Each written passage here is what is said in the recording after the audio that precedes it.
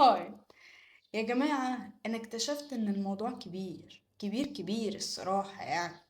وأنا بسكرول كده على جوجل لقيت إن الفاشن ديزاينر البريطاني اسمه تشارلز فريدريك وورث اللي اتولد سنة 1813 بيسموه أبو الأزياء، وإن هو أول فاشن ديزاينر راجل أو مصمم أزياء راجل، وإن هو أول حد استخدم المودلز أو عارضات الأزياء، وإن هو أول حد اخترع فساتين السهرة والتطريز عليها. طيب مستر وورث، احب ان انا افاجئ حضرتك ان انت مقتبسها مش مخترعها خالص. وهقول لك ليه. الحقيقة هي إن في الحضارة المصرية القديمة اللي كانوا بيمتهنوا مهنة الخياطة كانوا من الرجال والسيدات، وكانوا بيصنعوا اللبس من الكتان والجلود.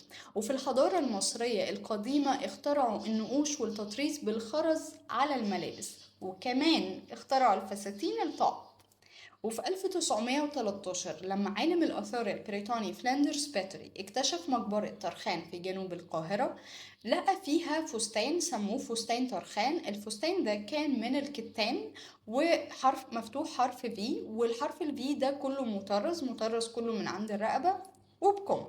وفي 2020 كتير من بيوت الأزياء العالمية أطلقت براند وسمتها براند طرخان. لا، وكمان في 1922 لما اكتشفوا مقبرة توت عنخ آمون كان من ضمن المقتنيات بتاعته ملابس كتير جدا، ومنها اللي داخل فيها الألوان واللي داخل فيها التطريز، وكمان كانت تصميمات عبقرية، حاجة كده فرز من الآخر.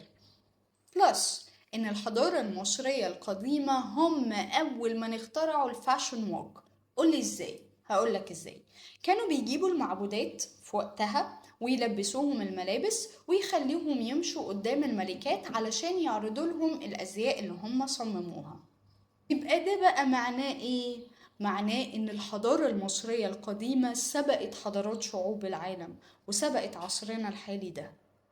انتوا اقتبستونا قوي، اقتبستونا للآخر يعني نقول ان ده اقتباس. يعني ده مثلا تشوميز اخويا، ينفع اقول ان هو بتاعي؟ لا، اقول مقتبساه من اخويا عشان بس لو شاف الفيديو كده ما يحصليش دبايح.